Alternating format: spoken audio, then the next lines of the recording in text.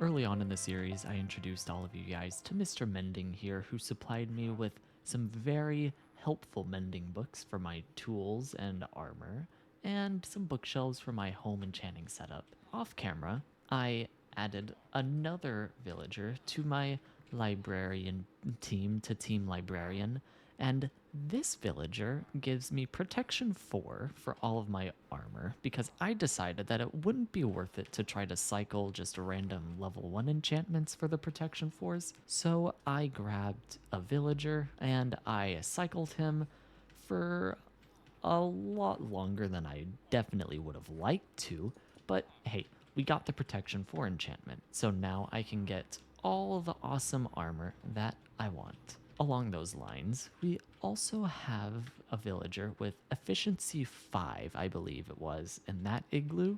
And way in the distance, we also have an unbreaking 3 villager somewhere over there. I have a lot of really good enchantments, but they're all in not very awesome places because I have to run around whenever I want to try to enchant something. And then I have to go home because that's where my anvil is. And there's a lot of back and forth I discovered. So that's how my idea of making a library came into play. Because if I make a library, I can put all of the librarian villagers in it, and then I can also bring more librarian villagers into it as I decide I need more enchantments, if I decide I need any more, and then it's kind of a one-stop shop for all of my enchanting needs. But it's gonna be a big one. It's gonna be a big library, and I don't have quite all the stuff for the interior yet. I did plan it out though, kind of, but we are going to be making a pretty big library. I'm glad that I'm gonna go ahead and make it because I haven't done something that's just straight up wood in quite a while. Gotta sleep. Uh-oh. Don't want bad guys to show up. So the thing that I really wanted to focus on with this build was contrast, because I've had a fair amount of builds that have contrasting elements, but I wanted to make a build that had a lot of very deliberate contrast. And the easiest way that I went about doing that is I grabbed really dark browns and some whites. And so I'm going to see how that translates over here. I think that every town basically has a library. So it kind of makes sense from a real life perspective and from a I need it perspective. So I'm excited to see how it turns out. Thankfully, there's no redstone to this build, so I'm excited about that because that was a little stressful in the last one. We're taking it a little easy with the redstone this episode, and it's just gonna be a very chill building sesh. So without any further ado, I'm gonna stop dilly-dallying, and let's get building.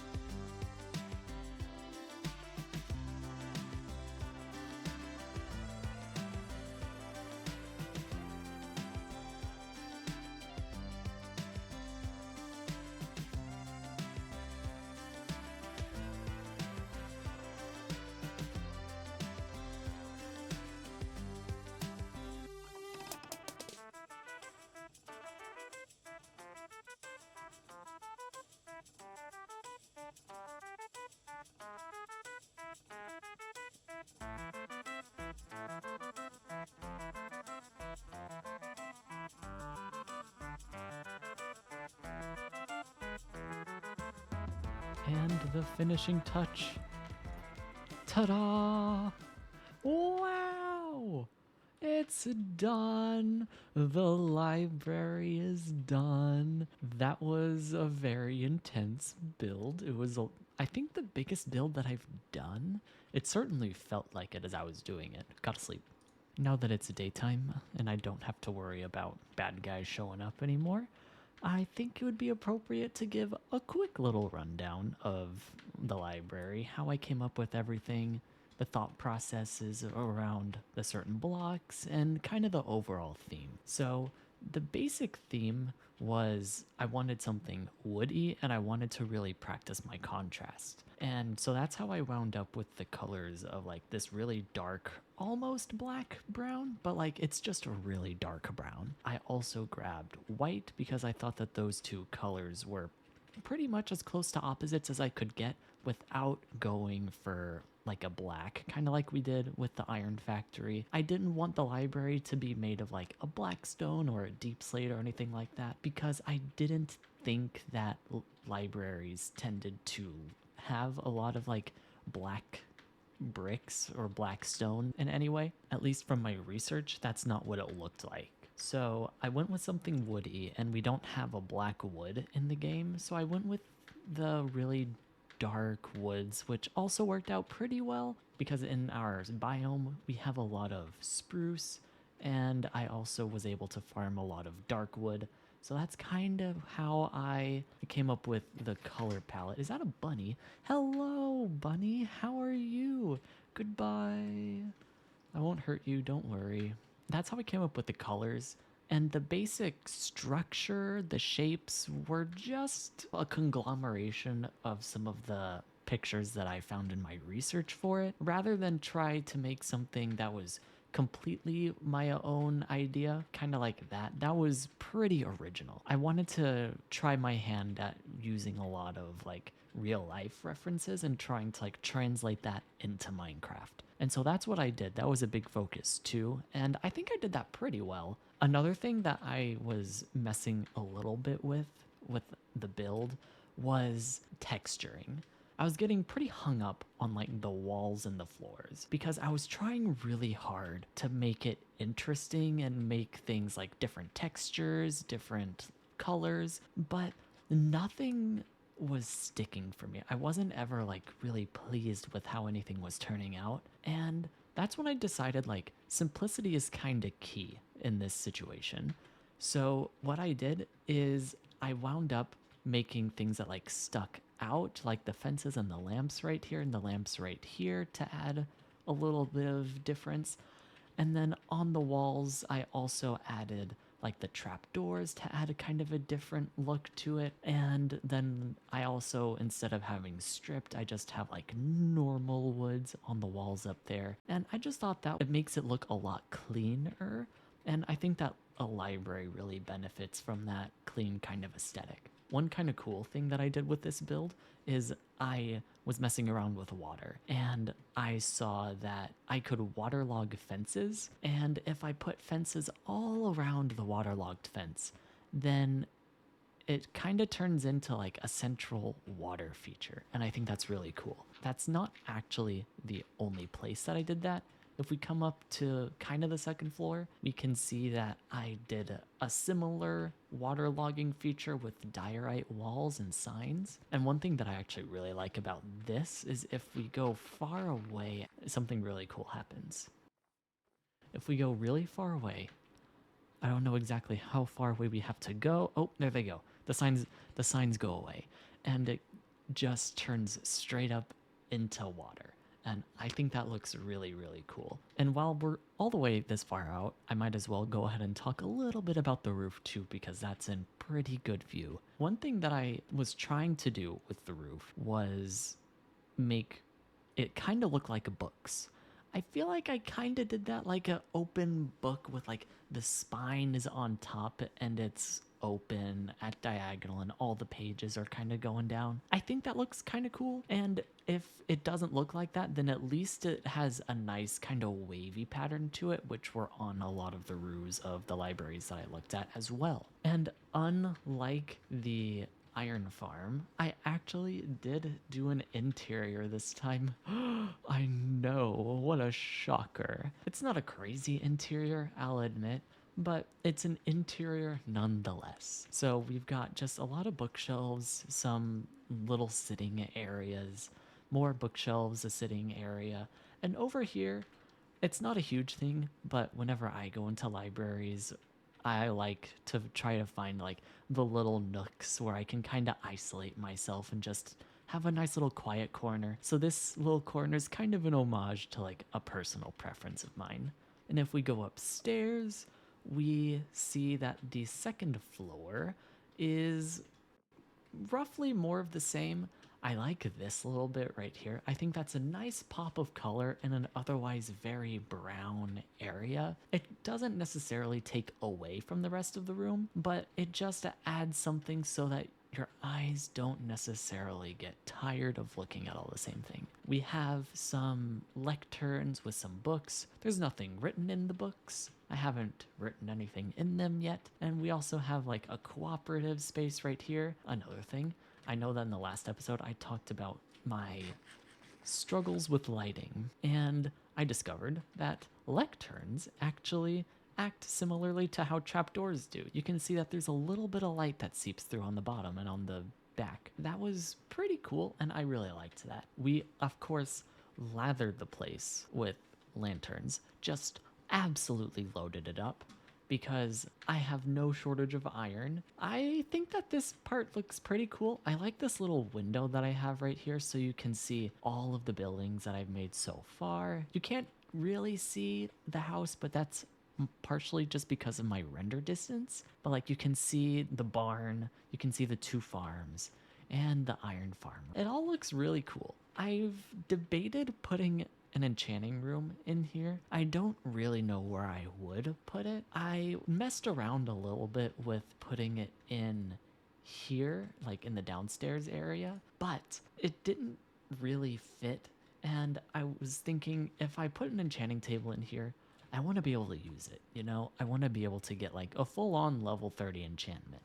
And I couldn't really find a spot for it anywhere. So for now, the enchanting table is not in here. It's still just gonna be in my room over there.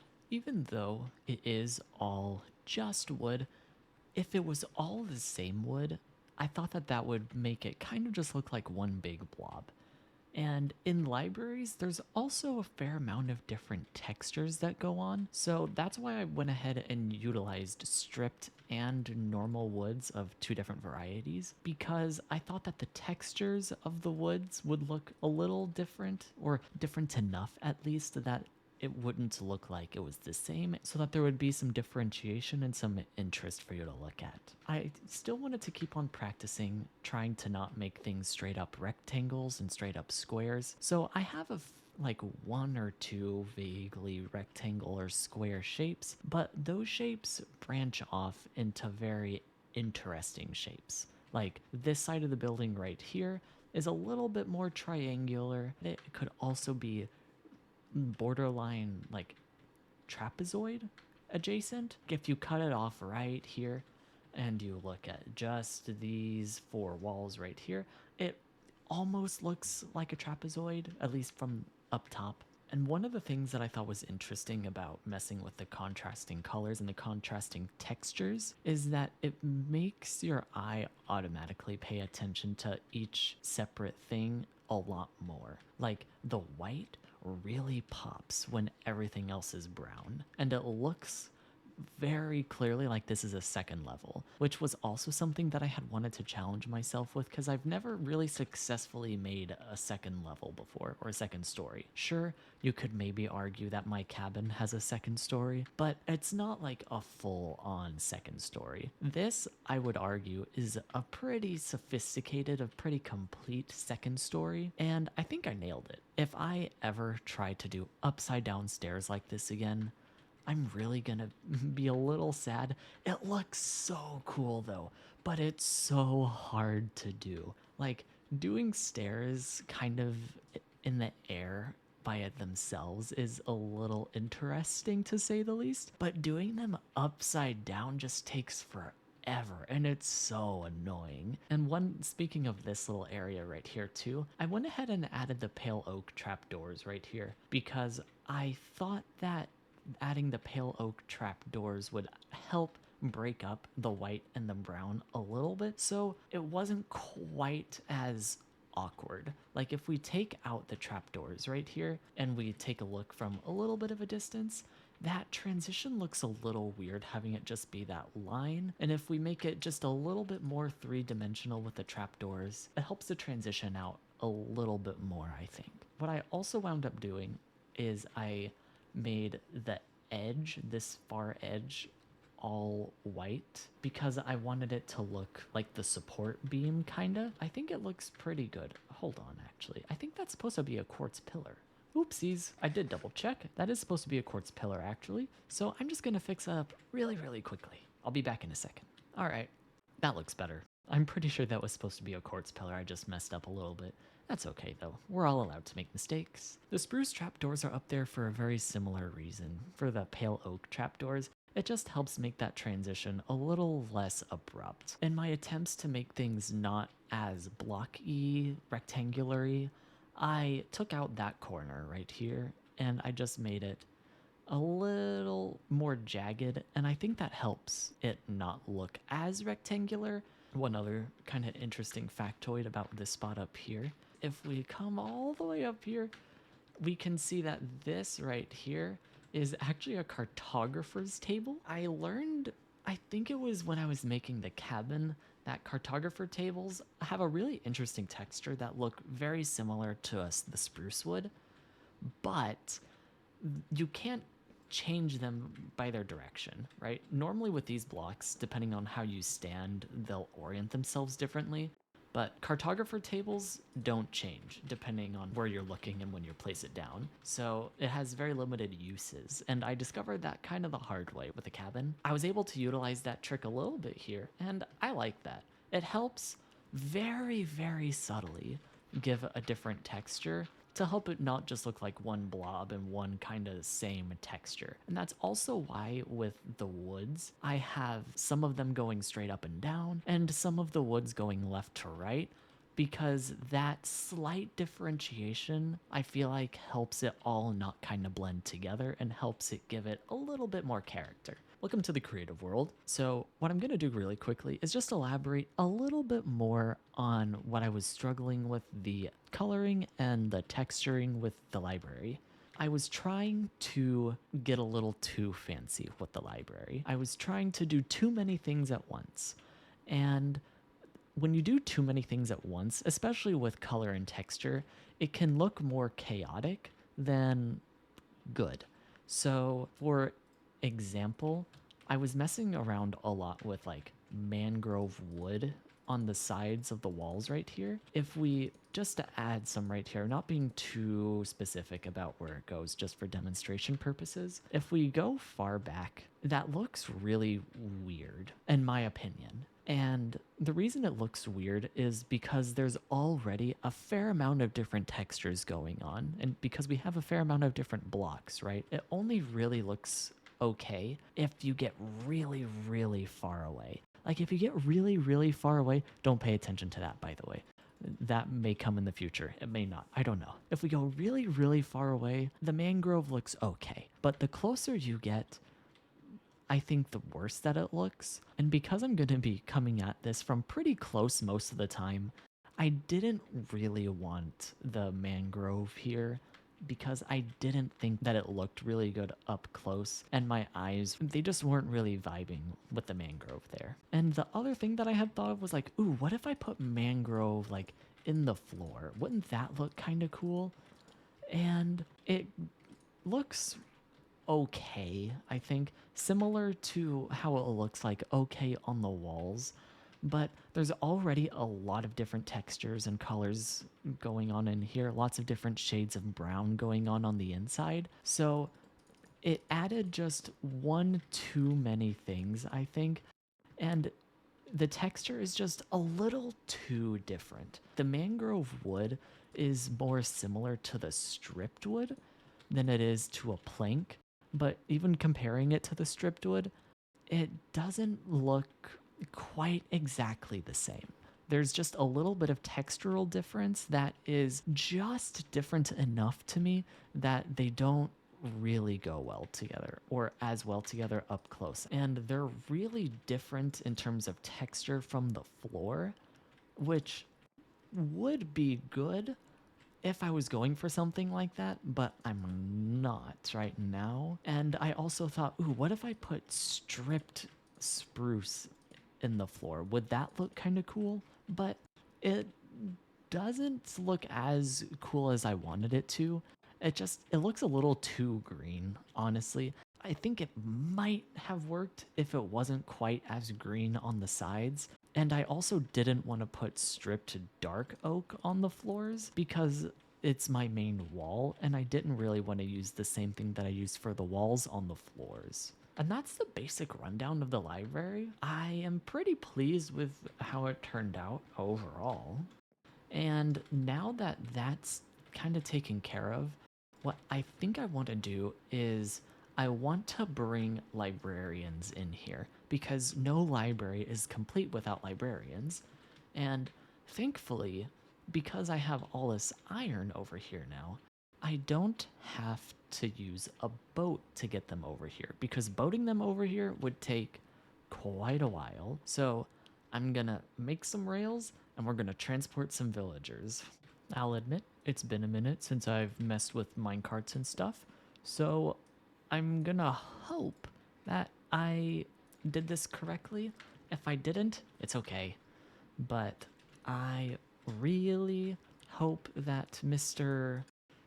Guy just kind of walks right in to the minecart. So come on, go into the minecart, guy.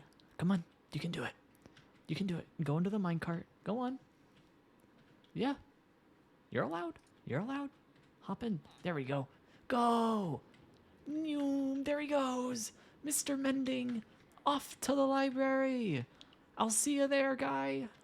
Woohoo! It's working. Go, go, go. Go, go, go.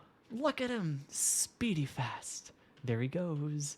Off to the library. Woohoo! Mr. Mending. Come on. There you go. He made it all the way, I think. I think he made it all the way. Oh, he did. Oh, yes, he did. Awesome. Okay. That was a miracle. Now, we're going to go and we're going to get Mr. Protection 4.